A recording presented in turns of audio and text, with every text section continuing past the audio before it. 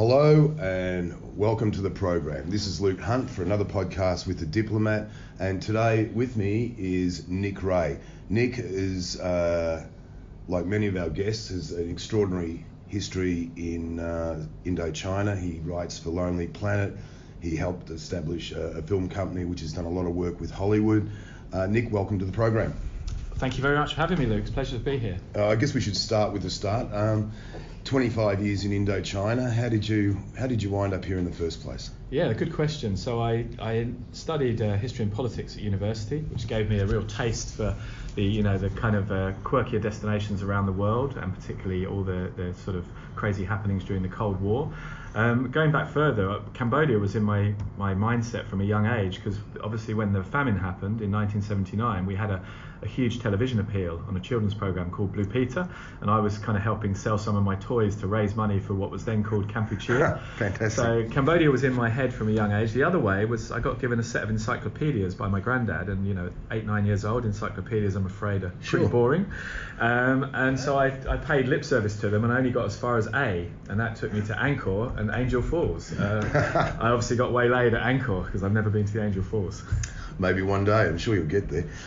You started with Lonely Planet. Well, you started as a tour guide, and that led you into more travel writing. You wanted to be a journalist, and you've seen a lot of exotic destinations, or you've seen a lot of destinations that were exotic once, and we've seen the trashing of them over the years. The last 25 years, how do you see it? Has it been good, bad, indifferent? What have been the tragedies, and where is there hope, particularly in the current climate of Cambodia and beyond? I mean, it's interesting because the kind of destinations I've done were considered very edgy at one time. So when I started, I started with Lonely Planet in 1998, and Cambodia was my first gig for Southeast Asia on a shoestring, and then on the back of that I went on to do the full Cambodia guidebook.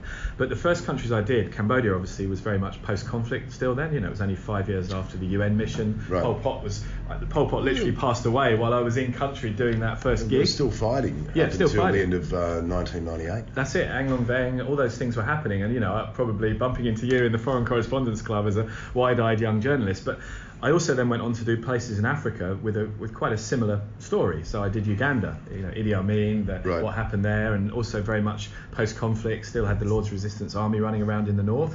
So I suppose for me, covering those kind of destinations, it was an optimistic time because things were getting better. Right.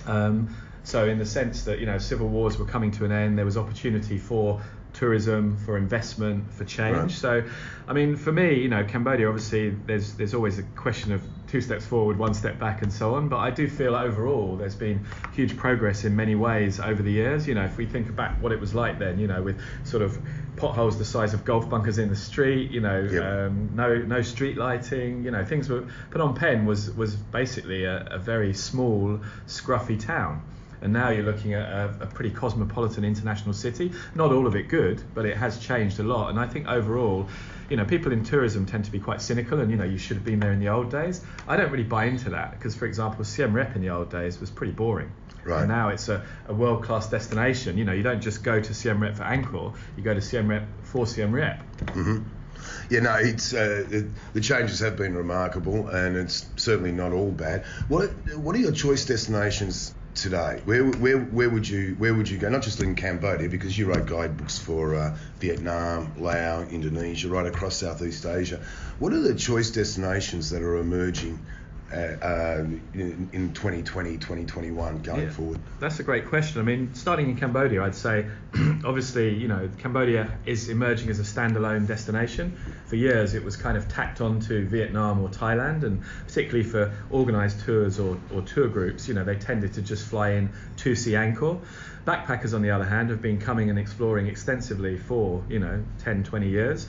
I think that there's kind of standout places that are already known are really growing in popularity. So Kampot's a great example, where from being quite a sleepy backwater that just a few travellers went to, now it's becoming the destination. You've got sort of water sports on the river like stand-up paddleboarding, kayaking. You've got an emerging food scene, obviously framed around pepper, and you've got nice boutique hotels opening, guest houses, and so on. So I think Kampot's doing well. The other place that's great, obviously in the northeast, Mondulkiri, is a nature-based destination. You've got Elephant Valley Project, which is a real flagship sort of walking with the herd experience. You've got gibbons and langurs and other primates in the forest that you can spot. And then, of course, down in the other end of the country, the cardamons, which they're just about to have this huge project rolled out by the Ministry of Environment and the World Bank, like $50 million plus grant, part of which will go to ecotourism, and that's for the cardamons and the Tonle Sap protected area. So I think, that Cambodia still does have great potential. There have been some missteps, as we know, but I think they're not, Sihanoukville being the most obvious example, but some of them are not such big missteps that they can't be retraced or corrected. So I think there's still potential. Going beyond Cambodia, places that I think have got big potential. You mentioned Laos, Myanmar, Vietnam, countries I cover. Vietnam, I think some of the smaller islands are beginning to open up because, of course, the mainland beach destinations are very developed now. Your kind of Nha Trangs, your Mui Nes and so on. But they've got a whole load of little islands. Obviously, Phu Quoc, known to Cambodians as Koh Trao, that's very developed. That's gone Hollywood style with huge resorts and casinos, Vin Pearl Safari Land, the world's longest overseas cable car. However, between Phu Quoc and the mainland, and also around that area, there's lots of little islands. So you've got places like the Pirate Islands, a cluster of little islands quite near to Kep and Kampot, and these sort of places are very Vietnamese. They're not touristy. They've got lovely little beach, little shacks on them. You can get a local boat across there, and you'll barely see a backpacker. So I was out on a couple of those islands in December for the new Mekong Delta Vietnam update, and again they're not necessarily world-class destinations, but if you're an interested and inquisitive traveller that wants to see what Southeast Asia was like before tourism hit, then these kind of places are really, really interesting. There's one further outlying one called Nam Yu, and that's a little archipelago of 10 islands, about 3 hours off the coast of Rak Ya. And this is just fascinating. You go to these little islands and there's barely a guest house in sight. That's the way things were.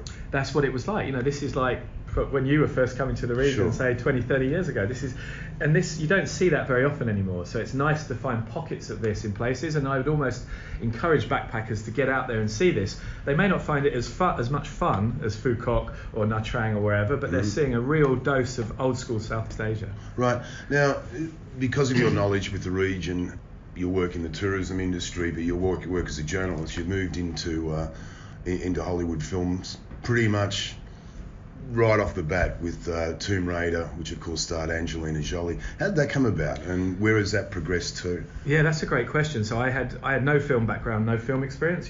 Studied history and politics, and then wanted to be in journalism, but had no idea about ever being involved in television or film. Right. So it kind of came about sort of by accident and design, as these things usually are, a mix of both.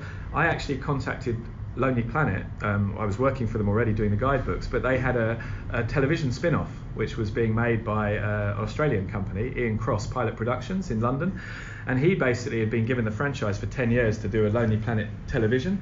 And after doing the Cambodia update in late 98, early 99, and the end of the Civil War, peace finally coming, and this new opportunity. A lot of rewriting. Yeah, a lot of rewriting, a lot of expansion of destinations. Yep. There was suddenly an opportunity, and I basically contacted Pilot Productions as the Lonely Planet writer and said, look guys, there's a window here. Cambodia is just opening up. If you don't do it now, somebody else will do it. You need Cambodia to be in the next series. And so they ended up putting Cambodia in the series, and I ended up working as the fixer on it together with my now wife Kulika, and so we worked as kind of co-fixers and accompanied them around the country for 4 weeks.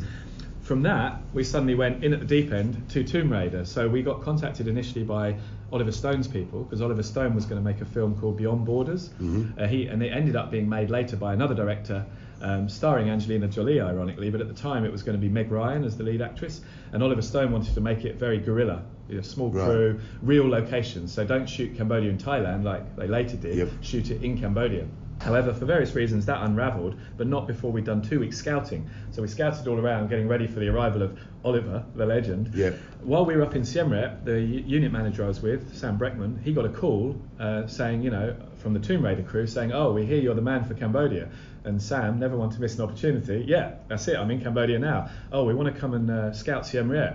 I'm in Siem Reap now. Oh, we're looking at staying at the Raffles. I'm in the Raffles lobby now. Nice. So it was really serendipitous. And basically, within a week of Oliver Stone winding down and that project falling off the radar, Tomb Raider stepped in. And basically, they came out and scouted for about 4 or 5 days. But it was quite a short-term fix, because they originally had a completely different storyline with the Terracotta Army waking up.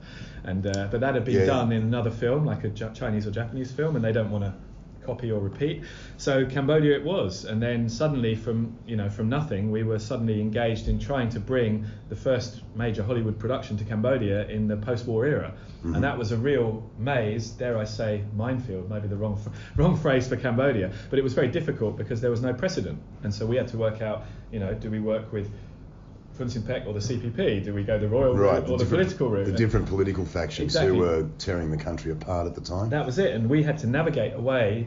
For us, politics aside, we needed to help Hollywood get this film made. Right. So we had to find the right route to APSA Authority, the right route to the Minister of Culture, and in the end, it was so sensitive at that time because literally Cambodia was, as you say, it was tearing itself apart with politics in some ways, that it went right up to the Deputy Prime Minister, then Sokan, and also the Council of Ministers. So the Council of Ministers had to vote on whether Tomb Raider would be allowed to go ahead or not. And of course, the only person they would have been able to identify with in terms of this movie was Angelina Jolie, which obviously made things probably a bit easier. Definitely. I mean, she was becoming quite famous by then. She'd already won the Oscar for Girl Interrupted, and she that was the beginning of her rising stardom. And I think, in a way, Tomb Raider was what sealed it. Sure. And I think, for the Gov, that would have been it. She was already becoming a bit of a sort of pin-up face of Hollywood, and it was very interesting because, of course, also it took her on a massive life journey. Her life changed because of coming to Cambodia. She adopted Maddox. Yeah. That was massive, and she became a UNHCR ambassador, UNICEF ambassador. So I think in terms of when she came to Cambodia, she was very much kind of still a post-teen rebel, right. And lots of problems. Billy Bob Thornton. We've all had our moments. Everyone has their moments, but she was a really a very interesting person and very engaged and desperately keen to learn about Cambodia. And I think it did, in a literal sense, it opened her eyes to another world beyond Hollywood and beyond Europe. And I think you've seen the commitment, personal commitment, both in time, money, and everything else that she's put into her causes since then. So you can definitely say, Cambodia changed her life. Sure. I mean, many years ago, we were up at the villages around Sam Lot, desperately poor and totally isolated. But her and Billy Bob were up there building shacks, putting in water, irrigation, all these kinds of things, and they really did make an enormous difference. Getting back to Nick Ray, what was your favourite memory from that movie? From Tomb Raider, it was really interesting. I mean, there were lots of stories, behind the scenes. You only see what you see, what Hollywood wants you to see in the final shots, and it's very carefully edited. But a couple of things spring to mind that were quite funny. One of them was the East Gate is a big scene. We basically filled it in with a giant Apsara, and in the film, the bad guys, led by Ian Glenn, who became famous, of course, in Game of Thrones, and also Daniel Craig, who went on to become James Bond. He was her kind of bad boy lover, semi-lover in the film. Yeah. They're trying to break in through the East Gate to the temple, and so we've got all these ropes and things, and we're using local extras from the villages because we want to support them. The funny thing was that the Cambodian jungle is not jungly enough for Hollywood. Right. It never is. So the first thing they do when they get to Siem Reap is they go to a garden centre and buy thousands of dollars worth of plants and dress it with fan palms and jasmine. And so when you look back, you can see how that's dressed when you start looking with those sort of eyes. But of course that was November, so it's the dry season. You've got to water these plants. Right. So we had the only way to water them at that time. There were no water trucks in Siem Reap, so it was the fire brigade. So we had to make a deal with the fire brigade to basically travel out there every day and water them in the morning and the afternoon. And this was when Siem Reap only had, I think, 2 working fire engines. So we were kind of occupying half their firefighting fleet. So the first day we drove out there, I was on a motorbike to show them the location, and they treated it like a real fire because I guess they didn't get that many call-outs. So they had sirens blazing, horn, everything, and they went, careering through the south gate. Oh my, don't smash into Angkor Thom's gates. That would be really bad. And then, I don't know if you remember, but Angkor Thom was obviously in its heyday was a sort of canal-based city, lots of waterways running through it. So those roads are actually causeways. They're elevated, and either side is quite low. So the fire engine's going down towards the East Gate. Our ART truck is coming out, and it's very narrow. There's only room really for one to pass slowly. ART truck does the right thing, pulls over, waits for the fire engine. Yep. I go past them, wait. The fire engine just keeps going full tilt, and just at the last minute, as they get near the truck, they swerve. But not really realising it's a causeway, they swerve off the causeway, and the fire engine rolls into the forest. So, day one of watering the plants, and one of the 2 fire engines in Siem Reap is lying on its back in the jungle. So it takes us about 7 hours to get it out because, of course, it's our fault. Right. We booked them. So they blame us. We were there. They blame us. We then had to use a Apsara Authority crane, Angkor Conservation. Yep. They had a big 10-ton crane and a truck grab, and it took until about 1 a.m. to get that damn thing out of the jungle. But to their credit, they were then very careful every subsequent day when they went to water the plants. And from there, you established Hanneman Films, and That's right. You've done a couple of big ticket documentaries, movies, shorts. Mekong 2030, That's right, I think, yeah. is the latest one on the future of the Mekong River, which is looking particularly grim at the moment. Very bleak right now. Tell us a little bit more about that. How is that? Do you see yourself as a kind of Hollywood style company, or are you more leaning towards saving the planet, which a lot of people would like to see? That's a really good question. I mean, I think that in terms of the origins, we were born out of Hollywood by Right. accident. So actually, the origin story in brief was that Tomb Raider, the Paramount Productions who made Tomb Raider, they actually sort of paid to set us up as Hanneman Films. To protect themselves, basically, Right. because obviously Angkor was a big ticket location and they didn't want to be the ones responsible if something went wrong. Right. And what we didn't realise until later, because we were quite naive back then with no experience, was that they'd had huge problems on the beach. And that was okay. So the beach, when they moved palm trees around and things and co-PP in that area. Right. And This is the movie The Beach, obviously. the movie The Beach with Yeah. Leonardo DiCaprio, which Right. was made about a year or two before. But Paramount had taken a lot of heat from Thai environmental activists for messing with the natural environment. And so based on that, they were like, well, we don't want that to happen at Angkor, so let's find Sure. some people that we can put in the way. Yeah. Luckily for us, it went really well. And, we had press conferences at the end, and Apsara Authority signed it off as no problems, really well done, because it was very collaborative. I almost felt I worked half for Apsara Authority and half for the production, because I really, I cared so much about Angkor that I had to be there, like looking after with the Apsara team, making sure it all went well. And I don't think people realise too that in those days you could simply just walk in. Yeah. I know people who were riding their motorbikes not around Angkor Wat but over Through it Angkor, and over through it. it. Yeah. It was open fields territory, and it really required the people in those days to do the right thing. Not everybody did, but most people did. Yeah, I think, self-censorship, responsibility, Exactly. and so on. That's it. Yeah. So Hollywood sort of helped create us as a production entity, and Hanneman Films came from that. But then, yes, as you say, in subsequent years, we kind of, for the first decade, till about say 2010 or even a little beyond, we were still mainly what you call a servicing company. So we looked after, BBC, Nat Geo, Discovery, any productions that came to Cambodia, we were often involved. So Gordon Ramsay, Right. Gordon's Great Escapes, Charlie Borman by any means, Top Gear Vietnam. So we, the famous Top Gear show when they converted their motorbikes into Right. amphibious, and probably the only people that will ever travel Halong Bay by motorbike, which was pretty cool. Yep. So that was a good experience. But then we sort of began to switch direction, I suppose from around 2012, 13, when we started getting involved in co-productions. So we did this Ruin, which won the Special Orizzonti Prize in Venice at the film festival, which was a real art house independent feature made with an Australian production partner. And then on the back of that gave us confidence to sort of think, well, hang on, let's explore more about filmmaking rather than just Right. film servicing. And then I suppose the big significant break or change was with The Last Reel. So that was directed by Kulika. Your wife? My wife, Kulika Soto, my wife, she directed it. I was one of the producers and did the locations and things, and that obviously had its premiere in Tokyo International Film Festival and won the basically the Spirit of Asia Award, which was amazing because we were at the big theatre in Roppongi Hills, the biggest cinema in Tokyo, sort of 1,000 capacity. The first award was a Lifetime Achievement Award, which went to Tim Burton. All right. Okay. And the second award was the Nice. Spirit of Asia Award. Nice company. And then it's like Kulika Soto, and she completely freaked out. But she had an inkling it might be because they'd asked her to stick around to the ceremony, Right. and it's like, well, we've got to go home. No, you're not going home. So you kind of get a feeling, but they hadn't out and out told us. So that was a game changer in the sense that film, it had a 5-week release in Cambodia, became one of the most successful or popular Cambodian films at the cinema because they Right. often don't last long. And then it had a general release in Japan and was shown in Tokyo for a month and then went touring around the country. Right. So, and that sort of began, as you say, that journey of filmmaking. And now we've begun also to look at things like documentaries. So the Mekong 2030 is very much short form. It's also still fictional, but based on realities, as you say, that are happening around us. So it's envisioning what the future of the Mekong might be, and obviously, as you mentioned, could be quite disastrous if things continue as they are.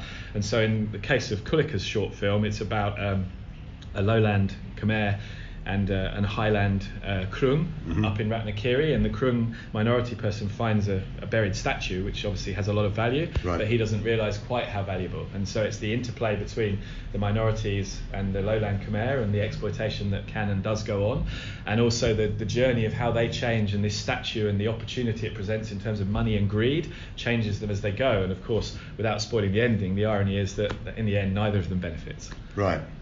It's the analogies with the Mekong River are quite stunning at the moment. Never have I seen never have I seen the river at the current level where it's so low, and it's so the wet season, the rainy season is still so far out. But just simply as a story, it's really capturing the imagination. It's the people of Indochina are obviously divided by sovereign borders, politics, but when you have 70 million people living right there, and despite what all the politicians are saying, and all the people who might regard climate change as nonsense, you just watch the water go down, and the fish catches are nil, plummeting. And so, what are people telling these people? It's quite extraordinary to see that unfold. That's a really good point, because it's one of the longest rivers in the world, one of the most important in Asia, and certainly the most important in Southeast Asia. Right. And yet, as you say, it's sort of evaporating in front of us. And the countries that stand to lose the most are Cambodia and Vietnam as the downstream countries. And what I really worry for Cambodia, because the Tonle Sap is like the heartbeat of the country, the pulse. That's right. Because it up and down every year, the river changing direction, and if the river significantly drops on a permanent basis, that's potentially the end of the lake, the death of the lake. I remember, I think it was 2000. There've been a couple of big floods since then, but 2000 was a record flood, and taking the boat from Siem Reap to Phnom Penh, and there's this place in the middle of the river where you stood on the boat and you turn around full 360. The entire horizon was all water. Not a tree in sight. So huge, it was just absolutely enormous. And it's quite disheartening to see where it's going now. No, definitely. I mean, that's it. Part of this project was obviously talking to quite a lot of Mekong 2030 was filmed in and around Prek Tol, where there's the famous bird sanctuary, but it's also a floating village between Siem Reap and Battambang. And so really tricky filming, like filming at night with muddy river banks and floating houses, because the idea being that the unpredictability of the river meant they'd had to put their houses onto water, and but really tricky shoot, but obviously dealing with real villagers living on the river, on the lake and on the river, and learning about their challenges, and particularly, like you said, the fish count, the fish stocks dropping, the snake harvest, which was very famous, that happened every year, beginning to drop. So really, given how many people rely on the protein from the fish and the stocks of the lake, it could be disastrous if it's not challenged. Indeed. Where do you see Hanneman Films going next? And we're living in a completely different environment politically as opposed to 20 years ago. The freedom of movement, the access to people, the ability to simply, like we were talking about Siem Reap, the ability to just walk in. Those days are long gone. How do you see Hanneman Films unfolding over the next few years? What else have you got tucked up your sleeve? I think definitely there'll be more of our own projects, because we've now got the confidence and the connections and the reputation, if you like, to bring in support, co-production, funding, etc. There's a lot more opportunity now with things like Netflix and other Amazon and all these other platforms where they're desperate for content and they want local or regional content, for a Cambodian audience or for a Indonesian audience or for a Thai audience. So the ability, the opportunities for storytelling are growing all the time, and the potential audience. So I think that, sort of on a personal level, I'd like to obviously get involved in making some more things, possibly documentaries, more my format and interest, with a background as a journalist or travel writer.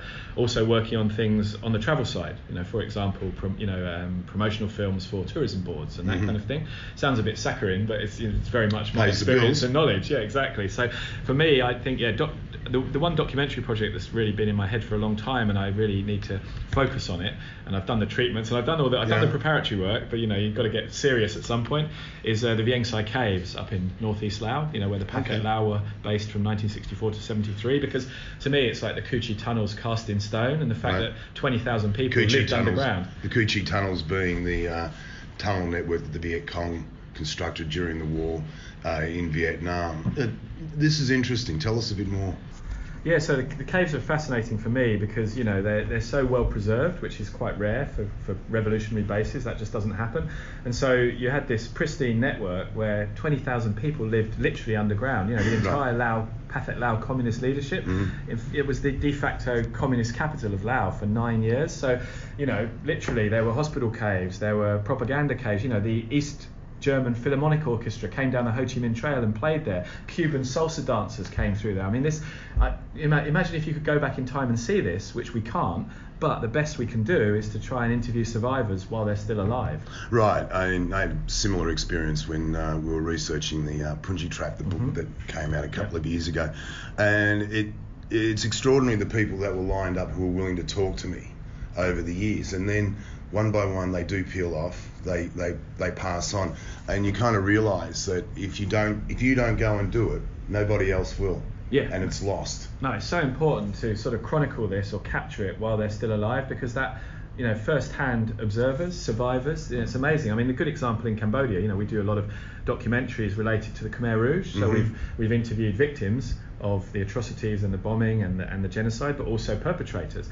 And it's amazing how much they are willing to open up, particularly on the perpetrator side as well. Yeah. But it's, you know, going back to bombing, connecting with Laos, what's amazing is that, you know, people often just think of the body count, you know, random figures like perhaps 250,000 Cambodians were killed by US bombing, which is horrendous in itself, you know, but they forget about the survivors and the people that were near, in the proximity of the bombs. You know, we've talked to people who had perforated and bleeding eardrums. We've had talked to people who lost control of their bowels. And, you know, if you're the village chief and that happens in front of your village, then, you know, you're never the same again. Indeed. And it's not like, to be polite, it's not like these people in the villages were worldly. I mean, most of them never went to school.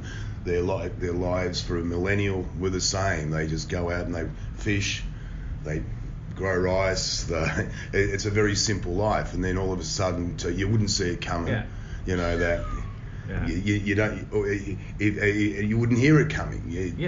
And then all of a sudden your body is shattered. Yeah, and people are dead in front of you. And your family, you've got your brother, your mother, your cousins, people dying around you with no, you know, no obvious reason. You don't understand the politics, the context. What's the Cold War? You don't even know what's happening in Phnom Penh, let alone what's happening internationally. And that's the thing, you know, I don't think, from talking to survivors, no one that's been anywhere within the proximity of a B-52 strike will ever forget that. They're scarred for life.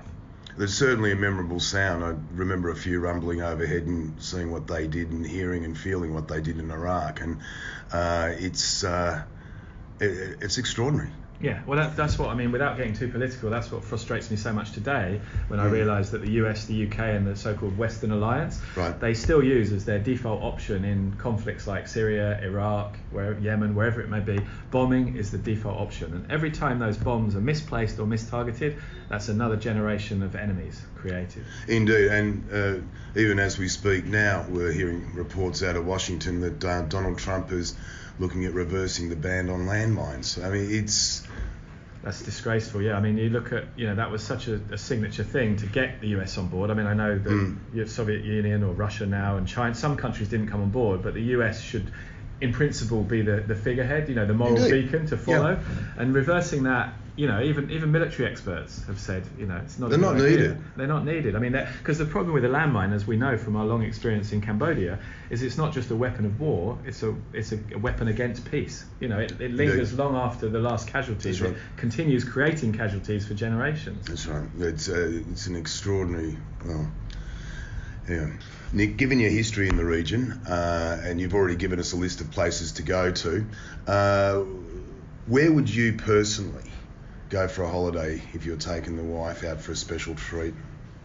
If I was going for a holiday, that's a good point. I would, within Cambodia, I think it's hard to beat the islands, you know, Koh Rong or Koh Rong Samlon, if you just really want to chill and have some real downtime, whether you're a lazy beach person or a Royal Sands person or a Koh Toit, you know, backpacker area. But those beaches on those islands, while they remain relatively undeveloped, are absolute gold. And within the region, I'm a big fan of, as you've heard from our conversation, a big fan of Laos, and I really love Luang Prabang, you know, the old royal capital. That's just got such a mellow vibe and just beautiful atmosphere to the place. And I think if you really want to explore and be adventurous and sort of push the boundaries, as perhaps we did back in the 90s in places like Cambodia, the place to do that now is Myanmar. And Nick Ray, on that note, thank you very much. Thank you.